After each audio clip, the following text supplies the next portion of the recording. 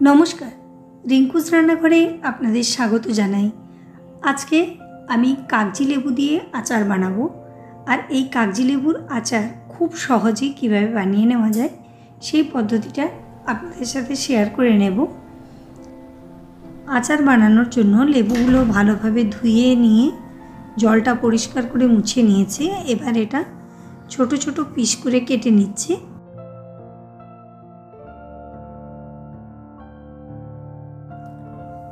লেবুটা মাঝে মাঝে কেটে নেওয়ার পর লেবুটার মাঝের এই সাদা অংশটা পরিষ্কার করে নিচ্ছি এবং বীজগুলোও ভালোভাবে পরিষ্কার করে নিচ্ছি।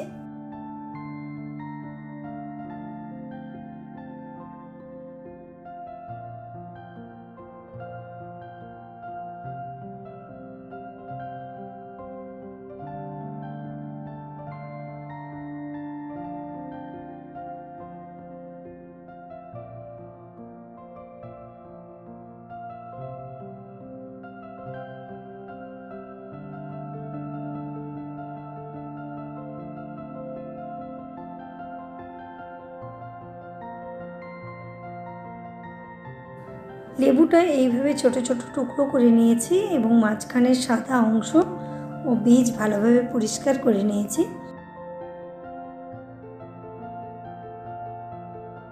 এবার লেবুর টুকরোগুলো একটা পাত্রের মধ্যে নিয়ে নিচ্ছি।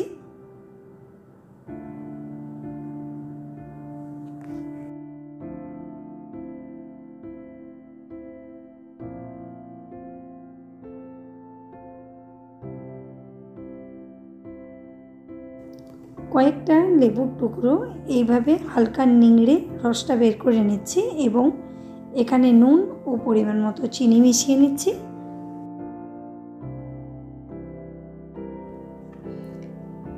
এখানে 8 থেকে 10 পিস লেবু নিয়েছি এবং এই পরিমাণ লেবুর জন্য এখানে প্রায় 300 গ্রামের মতো চিনি ব্যবহার করছি।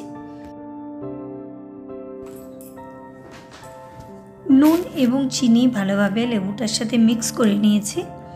এবার এটা কিছুক্ষণ রেস্ট করে নেব। ততক্ষণে আচারের জন্য মশলাগুলো রেডি করে নেব। আচারের মশলা বানানোর জন্য এখানে 1 চামচ মৌরি, 1 চামচ সরষে, হাফ চামচ ধনে ও হাফ চামচ জিরে নিয়েছি। সমস্ত গোটা মশলা রোস্ট করে নিতে হবে। এর জন্য ধনে এবং মৌরি প্রথমে তাওয়ার মধ্যে নিয়ে নিচ্ছি।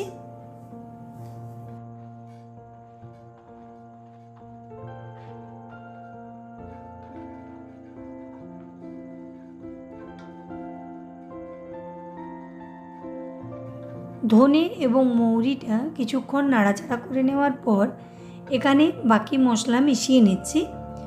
মশলাগুলো খুব বেশি রোস্ট করার প্রয়োজন নেই, সে কারণে এখানে গ্যাসের ফ্লেমটা লো রাখতে হবে। মশলাটা হালকাভাবে রোস্ট করে নিয়েছি। এবার এটা কিছুটা ঠান্ডা করে নেওয়ার পর পিষে নিতে হবে।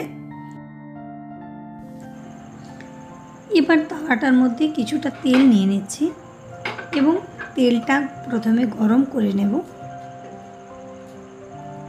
তেলটা গরম হয়ে গেছে, গ্যাসটা অফ করে দিচ্ছি। তেলটা এইভাবে হালকা নাড়িয়ে নিচ্ছি। এবার এখানে কিছুটা কালো জিরে, অল্প একটুখানি হলুদের গুঁড়ো, হাফ চামচ লাল লঙ্কার গুঁড়ো এবং 1 চামচ কাশ্মীরি লাল লঙ্কার গুঁড়ো মিশিয়ে নিচ্ছি।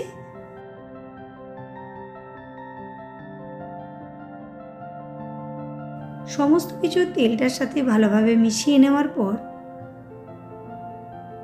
ম্যারিনেট করে রাখা কাগজিটা তেলের মধ্যে নিয়ে নিচ্ছি এবং সমস্ত কিছু খুব ভালোভাবে মিক্স করে নেব।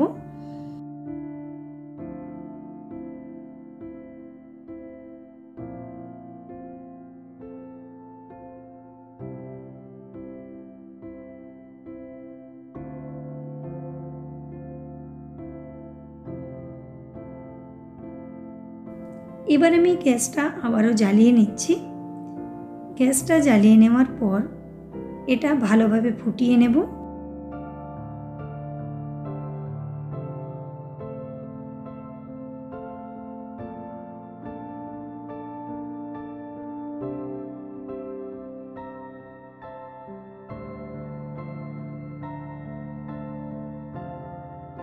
এটা ফুটতে শুরু করেছে। এটা কিছুক্ষণ ফুটিয়ে নেব এবং রসটা কিছুটা গাঢ় হওয়ার পর গ্যাসটা অফ করে দেব।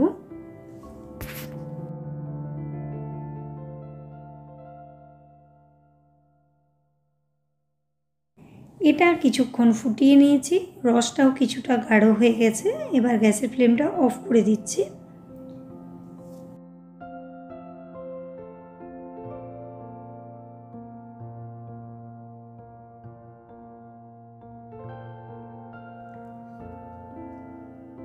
রোস্ট করে নেওয়া মশলাটা গুঁড়ো করে নিয়েছি। মশলাটা কিছুটা দানা দানাভাবে গুঁড়ো করে নিয়েছি। এবার এই মশলাটা আচারটার সাথে মিশিয়ে নেব। আচারটা কিছুটা ঠান্ডা করে নিয়ে মশলাটা আচারটার সাথে মিশিয়ে নিয়েছি। এবার এখানে অল্প একটুখানি হিং মিশিয়ে নিচ্ছি। হিংটা তেলের মধ্যেও নিয়ে নেওয়া যেত, কিন্তু আমি হিংটা পরে ব্যবহার করছি। কাগজির আচার রেডি। আচারটা 1 থেকে 2 দিন রেস্ট করে নেওয়ার পর খাওয়ার জন্য রেডি হয়ে যাবে। কাগজির আচারের রেসিপি আমি আপনাদের সাথে শেয়ার করে নিলাম। আমার এই রেসিপিটি যদি ভালো লাগে তাহলে লাইক, শেয়ার ও কমেন্ট করতে ভুলবেন না। নমস্কার।